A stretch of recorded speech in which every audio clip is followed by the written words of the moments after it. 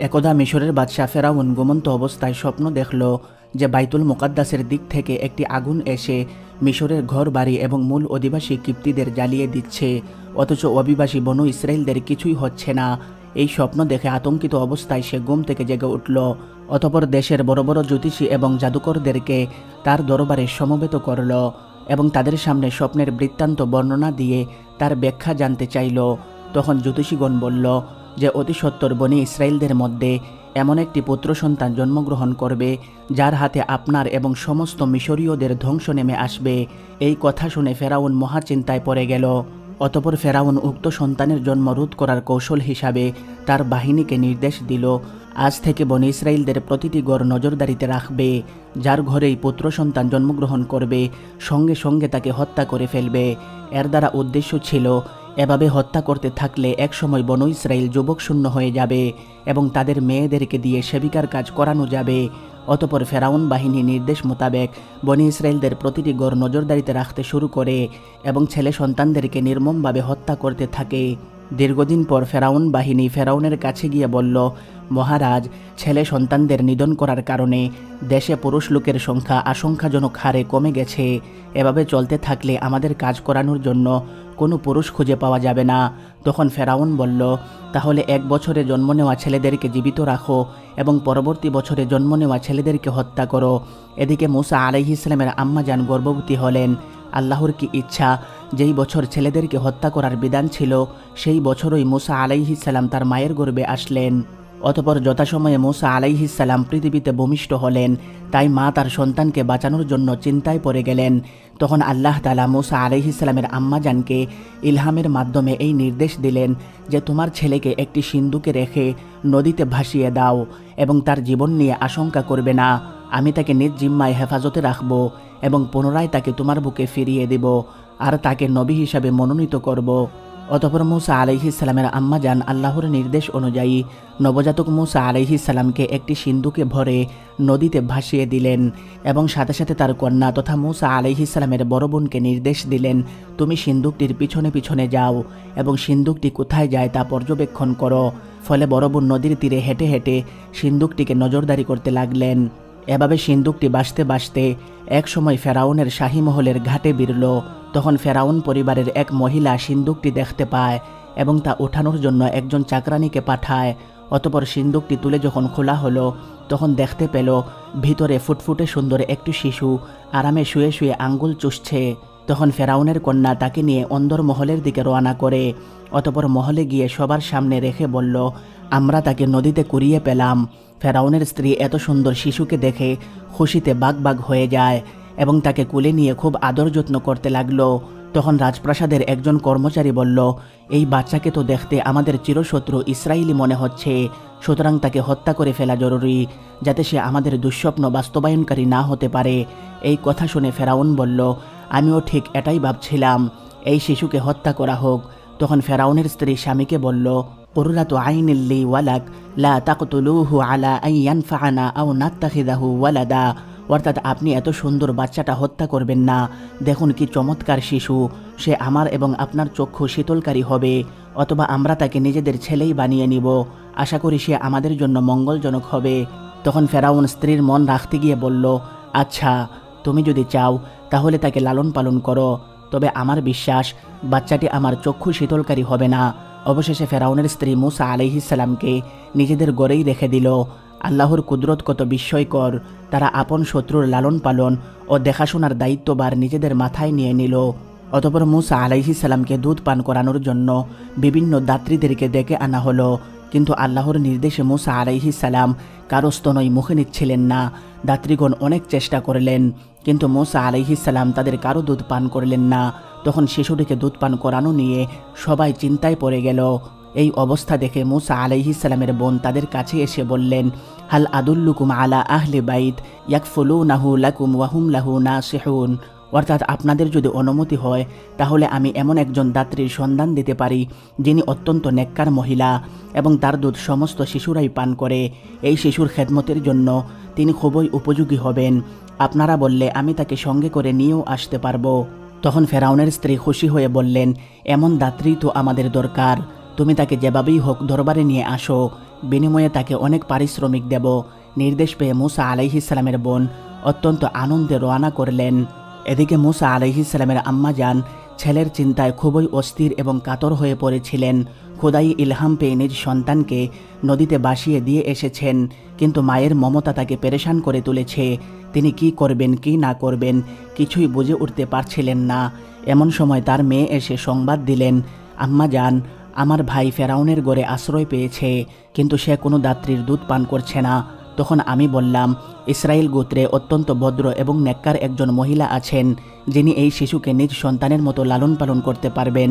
ফেরাউনের স্ত্রী এই কথা শুনে আপনাকে মহলে নিয়ে যাওয়ার নির্দেশ দিয়েছেন। এটা আমাদের উপর মহান রবের অনেক বড় ইহসান। সুতরাং আপনি এখন আমার সাথে চলুন এবং সন্তানকে বুকে নিয়ে চক্ষু শীতল করুন আর মহান রব্বুল আলামিনের শুকর আদায় করুন, কারণ তিনি তার অঙ্গীকার পূরণ করেছেন। অতঃপর বড় বোন মাকে নিয়ে ফেরাউনের স্ত্রীর কাছে উপস্থিত হলেন। তখন মুসা আলাইহিসসালামকে কুলে নিয়ে স্তন মুখে দেওয়ার সাথে সাথেই শিশু মুসা আলাইহিসসালাম দুধ পান করতে শুরু করলেন। এই দৃশ্য দেখে ফেরাউনের স্ত্রী খুশি হয়ে বললেন, আজ থেকে এই সন্তানের লালন পালন করার দায়িত্ব সম্পূর্ণ তোমার। তুমি তাকে সন্তানের মতো আদর যত্নে বড় করবে। যখন দুধ পান করা ছেড়ে দিবে তখন তাকে মহলে নিয়ে আসব। এর বিনিময়ে তোমাকে সম্মানজনক পারিশ্রমিক দেওয়া হবে। ফলে মুসা আলাইহিসসালামের আম্মা যান সন্তানকে নিয়ে বাড়িতে চলে আসলেন এবং মুসা আলাইহিসসালামকে অত্যন্ত যত্ন সহকারে লালন পালন করতে শুরু করলেন। অতঃপর মুসা আলাইহিসসালাম যখন একটু বড় হলেন এবং দুধ পান ছাড়ার বয়স হয়ে গেল, তখন মুসা আলাইহিসসালামকে তার মা ফেরাউনের স্ত্রীর কাছে নিয়ে বুঝিয়ে দিলেন। এরপর থেকে মুসা আলাইহিসসালাম ফেরাউনের গড়েই রাজকুমার হয়ে বড় হতে লাগলেন। অতঃপর মুসা আলাইহিসসালাম প্রাপ্তবয়স্ক হওয়ার পর বুঝতে পারলেন যে তিনি মূলত ইসরায়েল বংশীয়। ফেরাউনের বংশ বা মিশরীয়দের সাথে তার কোনো রকম আত্মীয়তার সম্পর্ক নেই। সেই থেকে নিজ বংশীয় ইসরায়েলি লোকদের প্রতি হৃদয়ের টান অনুভব করতে লাগলেন। অতঃপর একদিন মুসা আলাইহিসসালাম শহরের এক প্রান্ত থেকে অন্য প্রান্তে যাচ্ছিলেন। তখন তিনি এক ইসরায়েলিকে ফেরাউনি বা কিপ্তি বংশের এক কাফেরের সাথে লড়াইরত দেখলেন। এখানে কিপ্তি লোকটির দোষ ছিল, তাই মুসা আলাইহিসসালাম এগিয়ে গিয়ে কিপ্তিকে একটি ঘুষি মারলেন। ঘুষি খেয়ে কিপ্তি লোকটি ঘটনাস্থলেই মারা যায়। এই দৃশ্য দেখে মুসা আলাইহিসসালাম আফসোস করে বললেন, হাদা মিন আমালি শাইতান ইন্নাহু আদুউম মুদিল্লুম মুবিন রব্বি ইন্নী যালামতু নাফসি ফাগফিরলি। অর্থাৎ নিশ্চয়ই এটা শয়তানের কাজ। নিশ্চয়ই শয়তান মানুষের প্রকাশ্য শত্রু এবং বিভ্রান্তকারী।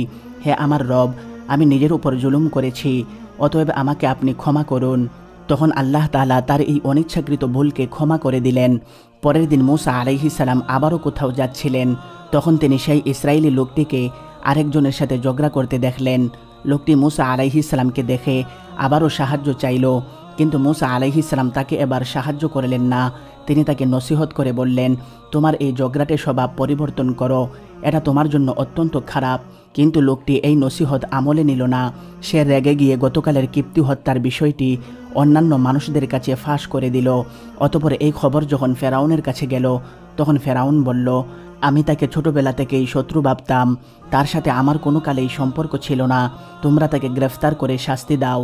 অতঃপর এক ব্যক্তি শহরের দূর প্রান্ত থেকে মুসা আলাইহিসসালামের কাছে ছুটে এসে বলল, হে মুসা, রাজ্যের পরিষদবর্গ আপনার সম্বন্ধে পরামর্শ করেছে যে তারা আপনাকে হত্যা করে ফেলবে। সুতরাং আপনি এখান থেকে চলে যান। নিঃসন্দেহে আমি আপনার হিতাকাঙ্ক্ষী। তখন মুসা আলাইহিসসালাম ভীত অবস্থায় চারিদিকে দেখতে দেখতে শহর থেকে বের হয়ে পড়লেন। চলতে চলতে মুসা আলাইহিসসালাম মাদিয়ান শহরের উপকণ্ঠে এসে পৌঁছে গেলেন। সেখানে তিনি দেখতে পেলেন যে লোকেরা কূপ থেকে পানি তুলে তাদের ছাগলকে পান করাচ্ছে, আর পাশেই দুজন কিশোরী ছাগল নিয়ে দাঁড়িয়ে আছেন। দীর্ঘ সময় তাদেরকে দাঁড়িয়ে থাকতে দেখে মুসা আলাইহিসসালাম এগিয়ে গেলেন এবং তাদেরকে জিজ্ঞেস করলেন, আপনারা এখানে এত সময় ধরে দাঁড়িয়ে আছেন কেন? তখন মেয়ে দুটি জবাব দিল, আমাদের আব্বাজান বৃদ্ধ মানুষ, তিনি কোনো কাজ করতে পারেন না, তাই ছাগলগুলোকে আমাদেরকেই পানি পান করাতে হয়। যেহেতু পুরুষ রাখালরা তাদের ছাগলকে পানি পান করাচ্ছে, তাই আমরা সেখানে যেতে পারছি না। তারা চলে যাওয়ার পর আমরা সেখানে গিয়ে আমাদের ছাগলকে পানি পান করাবো। এই কথা শুনে মুসা আলাইহিসসালাম তাদের ছাগলগুলোকে নিয়ে কূপের কাছে গেলেন এবং কূপ থেকে পানি তুলে পান করালেন। কারণ অক্ষম মানুষের সেবা করা ভদ্রতা ছাড়াও আল্লাহ তাআলার কাছে পছন্দনীয় বিষয় ছিল। অতঃপর মুসা আলাইহিসসালাম একটি গাছের ছায়ায় এসে বসে গেলেন। অচেনা অজানা শহর আর ক্লান্ত শরীর, খাওয়ার জন্য কোনো ব্যবস্থা নেই। তাই মুসা আলাইহিসসালাম আল্লাহর কাছে ফরিয়াদ জানালেন, রব্বি ইন্নি লিমা আনজালতা ইলাইয়া মিন খায়রিন ফাকির, অর্থাৎ হে আমার পালনকর্তা, আপনি আমার প্রতি যে অনুগ্রহ নাজিল করেছেন আমি তার প্রতি মুখাপেক্ষী। এমন সময় একজন কিশোরী এসে সেখানে উপস্থিত হলো এবং বলল, আমরা আজকে তাড়াতাড়ি বাড়িতে যাওয়ার কারণে আব্বাজান কারণ জানতে চেয়েছিলেন। তখন আমরা আপনার সহযোগিতার কথা বলেছি, তাই আব্বাজান আপনাকে বাড়িতে নিয়ে যেতে আমাকে পাঠিয়েছেন। তিনি আপনার সাথে দেখা করতে চান। তখন মুসা আলাইহিস সালাম বললেন, আপনার আব্বাজান আমাকে কেন তালাশ করছেন তা আমি জানি। আমি কোনো বিনিময়ের আশায় আপনাদের সহযোগিতা করিনি, সুতরাং আমি আপনার সাথে যেতে পারবো না। তখন মেয়েটি বলল, আমার আব্বাজান মাদিয়ান শহরের অত্যন্ত পরহেজগার মানুষ, আল্লাহ তাআলা তাকে নবুয়ত দান করেছেন, সুতরাং আমার মনে হয় আপনার জন্য তার আদেশ অমান্য করা উচিত হবে না। হজরত মুসা আলাইহিস সালাম যখন শুনলেন তার পিতা একজন নবী, তখন তিনি বাড়িতে যাওয়ার সিদ্ধান্ত নিলেন।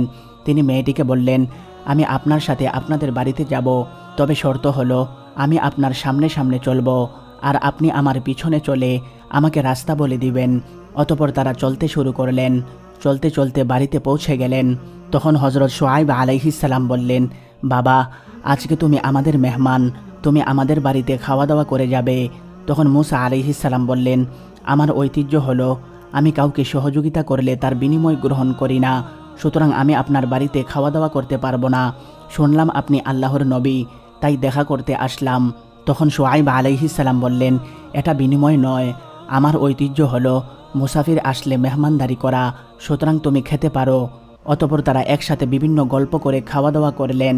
অতঃপর বিদায় হওয়ার সময় শুআয়ব আলাইহিস সালামের বড় কন্যা বললেন, আব্বা যান, এই লোকটিকে বাড়িতে কর্মচারী হিসাবে রেখে দিন, কেননা আপনার কর্মসহায়ক হিসাবে সেই ব্যক্তি উত্তম হবে যে ব্যক্তি শক্তিশালী এবং বিশ্বস্ত। এই কথা শুনে শুআয়ব আলাইহিস সালাম বললেন, বাবা, আমি আমার এই কন্যাদ্বয়ের একজনকে তোমার সাথে বিবাহ দিতে চাই, তবে শর্ত হলো মোহরানা হিসাবে তুমি 8 বছর আমার বাড়িতে কর্মচারী হিসাবে থাকবে, আর যদি 10 বছর পূর্ণ করো তাহলে সেটা তোমার ইচ্ছে, আমি তোমাকে কষ্ট দিতে চাই না। আল্লাহ চাহেন তো তুমি আমাকে সর্বদা সদাচারী হিসাবে পাবে। তখন মুসা আলাইহিস সালাম বললেন, আমি এতে সম্পূর্ণ রাজি। আমার ও আপনার মধ্যে এই চুক্তি স্থির হলো, দুটি মেয়াদের মধ্য থেকে যে কোনো একটি পূর্ণ করলে আমার বিরুদ্ধে আপনার কোনো অভিযোগ থাকবে না। আমরা যা বলছি আল্লাহ তার উপর তত্ত্বাবধায়ক আছেন। এভাবে অচেনা অজানা দেশে মুসা আলাইহিস সালাম বাসস্থান, নিরাপত্তা সহ মর্যাদাবান এবং নির্ভরযোগ্য একজন অভিভাবক পেয়ে গেলেন।